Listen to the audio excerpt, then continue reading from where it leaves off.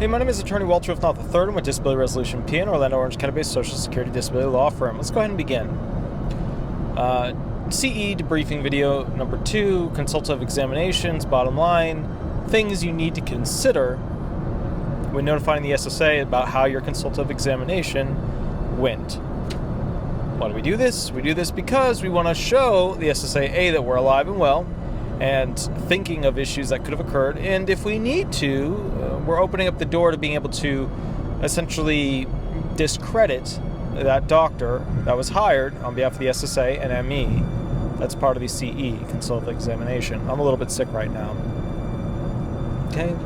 Next question we're going to be covering is, did your ride, the person who drove you, drop you off in the correct location? Did your ride drop you off in the correct location? Why? Let's say you tell the doctor that your friend, Bill, dropped you off in the wrong location, and that Bill was going to go pick you up in that incorrect location just the same. That incorrect location was over a mile away, went uphill, went downhill, and you had to go left, right, follow a bunch of street signs, and make it there. Okay? Did you use GPS on your phone? So let's go through some of those details. If you use GPS on your phone, what does that mean? It means that you have the ability to do computer-based, technology-oriented jobs. Okay, that's going to add evidence towards that because you're able to follow instructions from your phone and you digitally set it up to work that way. I know it's simple, I know, but still, that's how it works. Next thing, all right. So you had to walk miles there. Do you have knee problems, back problems, shooting pain problems, whatever? Next thing, you had to go up and down, make a left, make a right, yada, yada, yada roads. It shows that you have the capacity to follow instructions, okay? Whether simple or complex, depending on how many streets you went up or down or left or right or whatever, that if it adds up over a certain amount, you go from your basic instructions and simple instructions up to your more complex instructions. Then you have going up and down hills, okay? How does that relate to you? How does that affect you? Yada, yada, yada. Well, for obvious reasons, they want to know what's your ability to walk. If it's a security job where you have to take something from your belt, like a little sensor, and put it up into the corner frame of a door every 100 yards or whatever to show that you were in fact there at that time. Bottom line is that adds evidence as proof to show that you could do a job. And now, what you're thinking is, well, I could do any job for an hour a day. Correct. The system's only worried about full-time, 8-hour-a-day, workday jobs. Correct. But remember, all of these things add weight to show that there's the potential. They're not giving you a job at the hearing. They're just asking the hypothetical potential question of whether or not a job exists in the national economy that which you could do based upon your residual functional capacity, which is a fancy way of saying stuff. Ings, walking, standing, pushing, pulling, crouching, stooping, remembering, focusing, things like that. All right? I'll catch you a little bit later. We'll go from there. You have an absolutely wonderful day. And remember, by the time you watch this video, the information may be old news, which is fine. If you'd like a more up-to-date walkthrough, give me a call or shoot me an email. If you'd like a video made, give me a call or shoot me an email, and we'll go from there. Thanks so much. Bye-bye.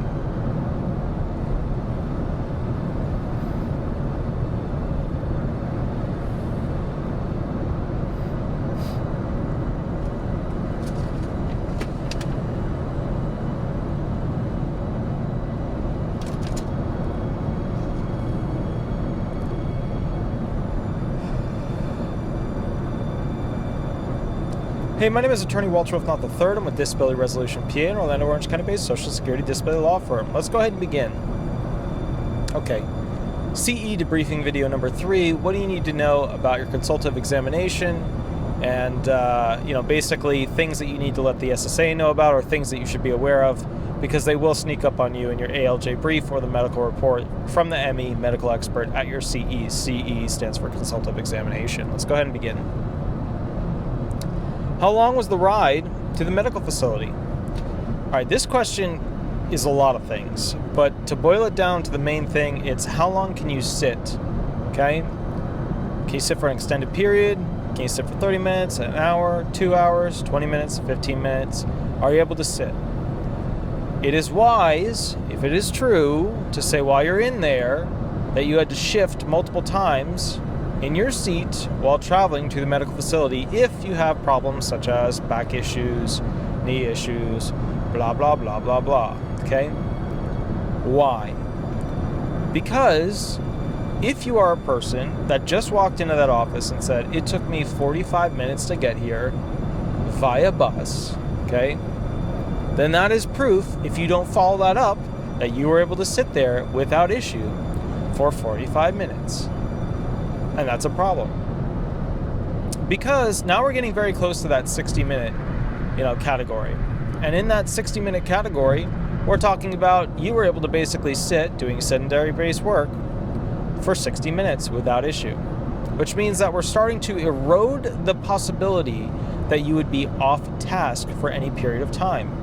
Having to go to the bathroom, having to shift your weight, being in pain, having to take a break, having to go walk outside, blah, blah, blah, blah, blah. Okay?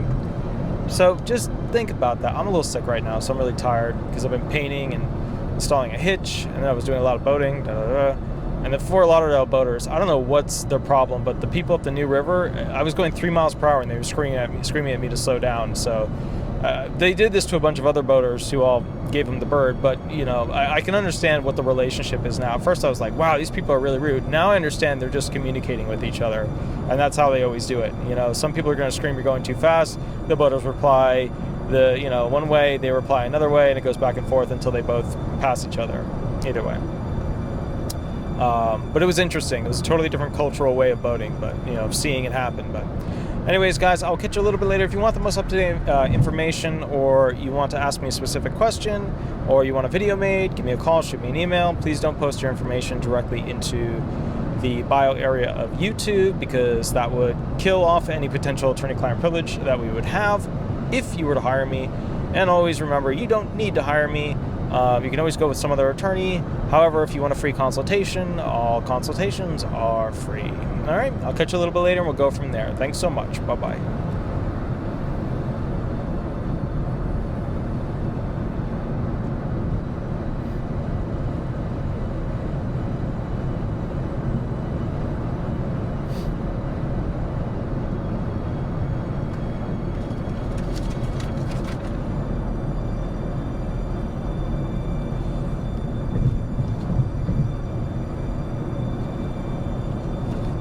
Mustangs are ridiculous.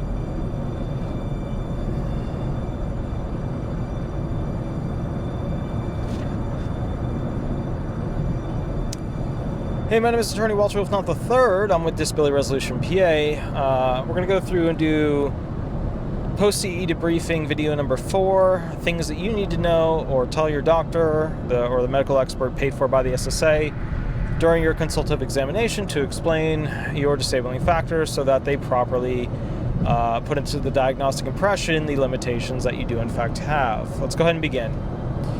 All right, so we're now assuming that you took a cab or a car or a bus, whatever, to go to your consultative examination. At this point, the question is, should you tell the doctor about you having to shift your weight while you were sitting, about you having to get out of the car or the bus to take a break and stand and make movements to kind of get everything rolling again? The whole point here is to tell the doctor how you weren't able to make that trip, only if this is the truth for you, successfully without your limitations making you do certain things. So, for example, if the trip, actually no, we're going to get rid of this video.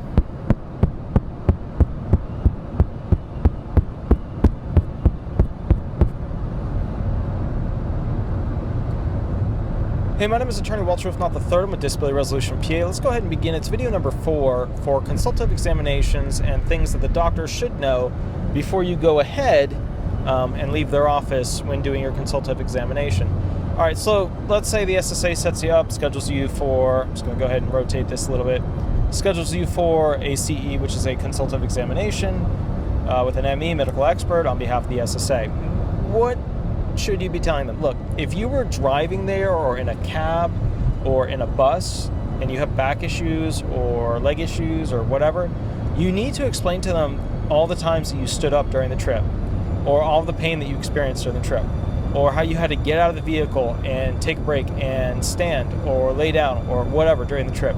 If you don't do that, you're basically shooting yourself in the back and legs when it comes to the explanation as to the full extent of your disability limitations. Because look, if you can just drive someplace consistently, let's say you took a trip, I have to go from Florida, Orlando to Florida, Fort Lauderdale, right? 3.5 hour trip, and I sat the whole way, got there, got out, there I am, cool, I'm there. What you've totally left out is the opportunity to say that you had to stop at every rest stop along the way, go to the bathroom at every single rest stop, you had to get out, stretch your legs, do the shooting pain that went between your back and your knees and your legs and whatever. You're missing the opportunity to explain residual functional capacity limitations, which would affect your vocational expert portion of your hearing, which is like where they give you potential jobs that you could do due to a hypothetical question asked by a judge. So you really need to explain to that medical expert, explain during your administrative law judge hearing how you have difficulty traveling, because it is a direct result. Like you're not pedaling right on this thing, you're standing up. You're usually sitting, whether you're pushing the pedals or not, throughout this process. And what that amounts to is essentially, my brain just went to a hearing I had like a couple of days ago, and I was like, oh, did I do this thing? I was like, oh yeah, okay, I did it. So what that amounts to is a situation where when they ask questions to the vocational expert, could this person do a sedentary job, blah, blah, blah, blah, blah, right? Because, that's essentially, it's a hypothetical question, considering, light, accommodations outlined in the blah, blah, blah, blah, blah, blah, blah, or sedentary, blah, blah, blah, blah, blah. What we're looking at here is the sedentary rules. Could you essentially sit continuously for an extended period to do this job, right? That's the whole point of this question. Could you do it? If you could not travel that distance well, then you could not also very likely sit for an extended period to do a job. If you can't sit consistently, then you are off task, right? If you're going to the bathroom, you're stretching your legs, you're laying down or whatever, then you're off task, okay? So, you're probably starting to see how it all kind of comes together. Summary is this: if you can travel long distances without having issues, and you have leg, knee, back issues, then it shows that you could do a sedentary-based job. Sedentary means a sitting job, all right? If you can do a sitting job, you can do it 8 hours a day, 5 days a week, then that means you are not disabled, all right? My name is Attorney Walter Rudolph Hnot III. I'm with Disability Resolution PA, an Orlando, Orange County-based Social Security disability law firm. If you have a unique question for your claim or you want the most up-to-date information, that's fine. Give me a call or shoot me an email. All consultations are free, and we'll go from there. All right, you have an absolutely wonderful day. Thanks so much. Bye-bye.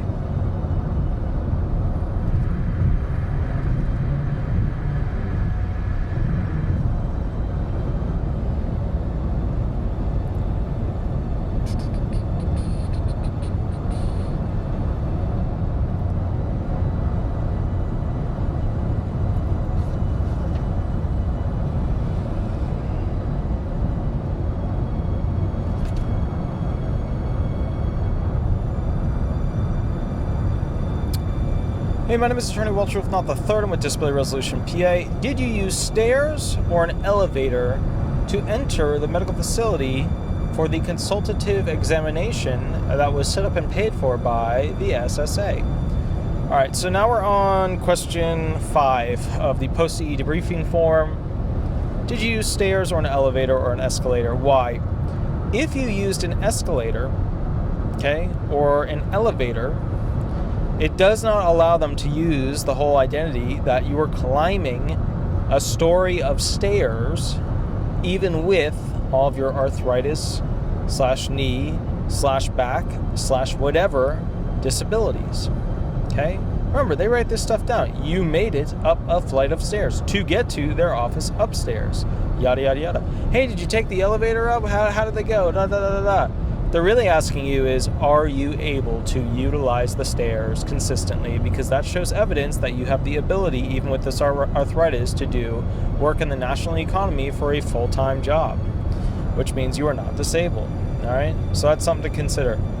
Another thing to watch out for is sometimes they have people standing on the stairs that work for the medical facility, and you might say things to them, or they might ask you a question or whatever, or there might be somebody in the elevator and they'll ask you questions. You have a little chat with them about You know, and if you're a claimant, you might say, oh, I'm here just to get some extra money. Usually these things are recorded, you know, so that we have run into issues with some of that stuff before. And remember, there's also the Department of Defense and the Department of Justice, when they're going ahead and looking at individuals to see whether or not they're committing fraud against the Social Security Administration, where they'll record them, they'll follow them, all that kind of stuff. Remember, this stuff is real, all right? So, my name is Attorney Walter Rudolph Hnot III with Disability Resolution PA, an Orlando, Orange County-based Social Security disability law firm.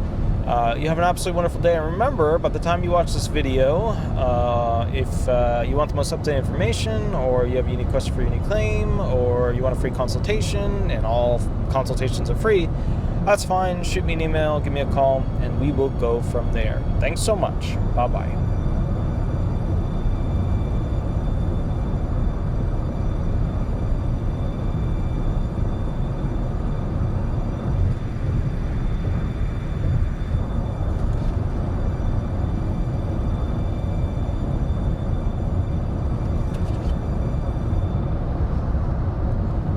Hi, my name is Attorney Walter Rudolph Hnot III. I'm with Disability Resolution PA. I want to go through number 6 when it comes to the post-CE debriefing form as to things that you should be aware of when going to your consultative examination appointment. So let's go ahead and begin.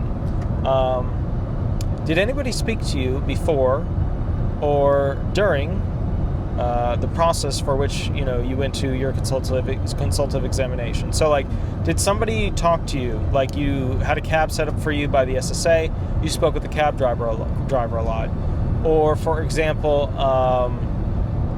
you got there, you were walking up the stairs and somebody started a conversation with you, or for example, you got in an elevator and somebody started the conversation with you, or somebody held the door open for you and started a conversation with you. Sometimes these individuals report that information directly back to the medical staff, whether they are paid to or not. So, with that said, when you get in the cab, just kind of, be quiet. That's basically the deal. Just be quiet, because honestly, at the end of the day, it's better if you don't say things to them, because you're just going to potentially open up a can of worms for you to state, oh yeah, I'm, I don't really have these aren't that bad, but this is the worst. You'll slip up and you'll say things that you didn't really mean, or you're trying to be friendly or whatever, and then all of a sudden you're going to be hurting your claim. So go there, realize this is a government sanctioned, process and also visit. They paid for this doctor. They usually pay for your cab ride, right, if you need to get one. So if you're homeless and you have no other transportation.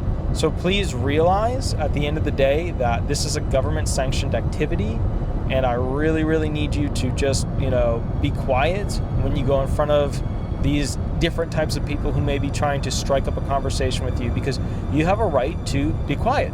You do. How's your day going? Oh, you going to a disability hearing? Oh, okay, hey, what's going on with that? Yada, yada, yada. And it just evolves from there. Oh, so what's going on with you? Blah, blah, blah. And the cab drivers, man, let me tell you, they're amazing at getting that social functioning, where it's, hey, I'm your buddy, I'm your friend, yada, yada, yada. They don't know you. But if they seem like they really want to know you, there's a problem there. All right, so just keep that in mind. It's something to consider. All right. My name is Attorney Walter Rudolph Hnot III. I'm with Disability Resolution PA, an Orlando, Orange County-based Social Security disability law firm. If you want the most up-to-date information, or you want, a particular video made or something like that, give me a call, shoot me an email. All our consultations are free. Give me a call, shoot me an email, and we will go from there. All right. You have an absolutely wonderful day, and thanks so much for watching. Bye-bye.